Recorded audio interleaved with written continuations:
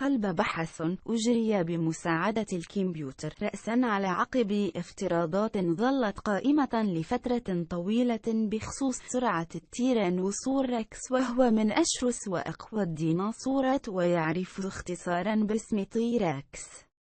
وبينما كانت قدرات تيكس في العدو موضع نقاش ساخن بين علماء الحفريات على مدى عقود، فإن التوافق الذي تم التوصل إليه من نماذج الميكانيكا الحيوية السابقة هو أن تلك الديناصورات آكلة اللحوم من العصر الطباشيري يمكن أن تركض بسرعة تصل إلى 75 كيلومترا في الساعة، وهذه السرعة تزيد عن ضعف السرعة التي يصلها أسرع رجل في التاريخ. لكن بإحصاء أجرته جامعة مانشستر أظهر أن هذا الحيوان المفترس كان سيكسر ساقيه فعليا إذا حاول العدو الكبس بحجمه ووزنه.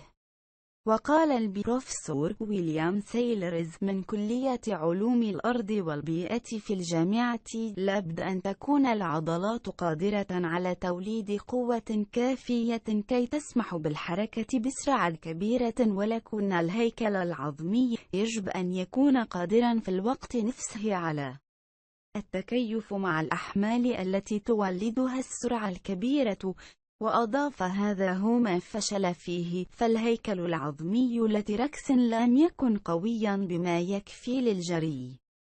واستخدم الباحثون أسلوبا هندسيا للتحليل الديناميكي إضافة إلى الحاسب الآلي لإحداث ما يقولون إنها المحاكاة الأكثر دقة حتى الآن للمشي والميكانيكا الحيوية لدى تيركس.